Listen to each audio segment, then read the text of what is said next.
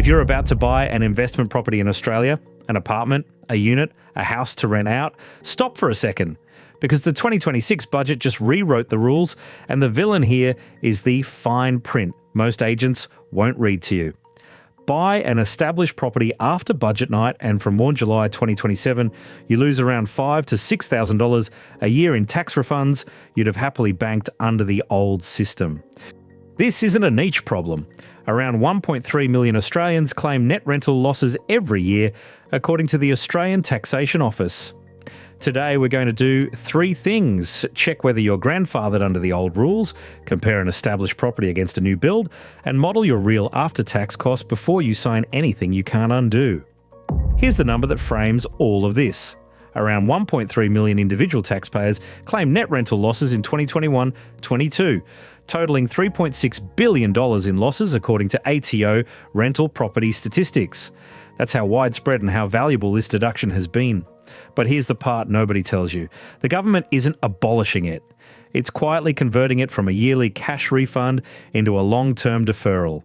And that changes everything about how the numbers work. 3 moves. Check if you're grandfathered. Compare a new build against an established property. And model your real after-tax cost. Each takes under 20 minutes and they're all free. First, the mechanism. From 1st July 2027, negative gearing is being limited to new builds, according to the 2026-27 federal budget, with the aim of channeling tax support into new housing supply.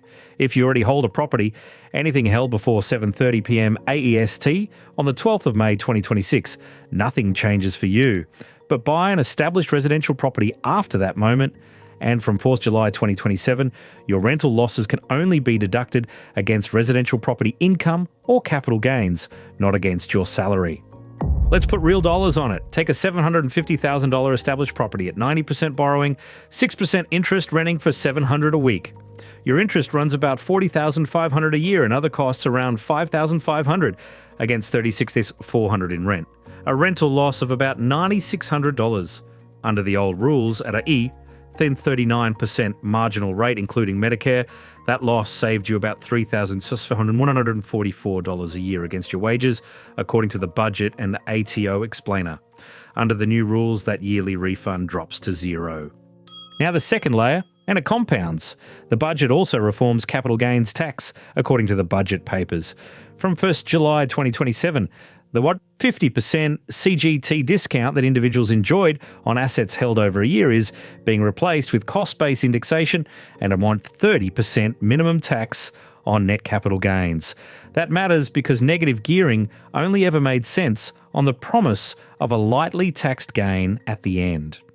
Here's the cost of that. On a $300,000 gain, the old 50% discount meant tax on half the gain, about $5,500 at a 37% rate per Baker McKenzie's 2026 analysis. Under the new regime, the effective rate moves toward 30% on the gain above inflation. New builds can still choose the old discount. Established properties bought after budget night cannot. The longer you wait to model this, the more likely you sign the wrong contract. Quick myth to clear. People hear the headlines and think negative gearing is being abolished completely. It isn't, according to the ATO. It's being limited, not scrapped. And every property held before budget night keeps the current rules. Believing the myth means making panic decisions instead of confirming your cutoff date. So stack the two costs together. Around $4,000 a year in lost salary refunds, roughly $40,000 over a decade per year per the budget and ATO explainer, plus a mid-range extra $25,000 in CGT versus the old discount on Baker McKenzie's 2026 modelling. Combined, choosing an established property over a comparable new build can conservatively cost an investor $60,000 to $70,000 over their investing lifetime. Let me make this concrete. Meet Jason. He's 38, an IT project manager in Sydney earning $130,000 a year. He owns his home and has no investment property yet. His plan, buy an $850,000 established unit in late 2026, borrowing 90% as his first investment. He's 27 years from retirement and on a 39% marginal rate. He assumes negative gearing will work exactly like it did for his older colleagues. Here's what he found in the fine print. Discovery 1.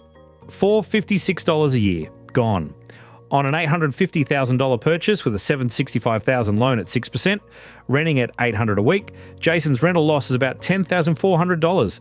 At least 39%, he expected a refund of around $4,056 a year. But because he's buying an established property after budget night from 1 July 2027, he can't deduct that against his salary, according to the budget and ATO. That refund becomes zero. The loss just carries forward. Discovery 2. About $39,000 over the first decade. If his property stays roughly $10,000, negatively geared for 10 years, typical for a high borrowing inner city unit, that's around $3,900 a year in refunds he expected, but can no longer claim against wages. Over 10 years, per the budget and ATO explainer, that's nearly $39,000 of extra cash he must now fund from his own take-home pay. Discovery 3. The one that stung most. Jason planned to sell around 2040 for a $450,000 gain. His old mental model, that 50% discount was 37%, meant CGT of about $83,250. But under the new your 30% minimum regime applying to his post-2027 gains, the effective bill could push past $100,000, according to Baker McKenzie's 2026 analysis, somewhere between $20,000 and $50,000 more than he assumed. Add it all up for Jason, around $40,000 in lost refunds over the first decade, plus a mid-range $25,000 in extra capital gains tax, a lifetime cost of roughly $65,000 purely from choosing an established unit over a comparable new build on the budget and Baker McKenzie 2026 modelling.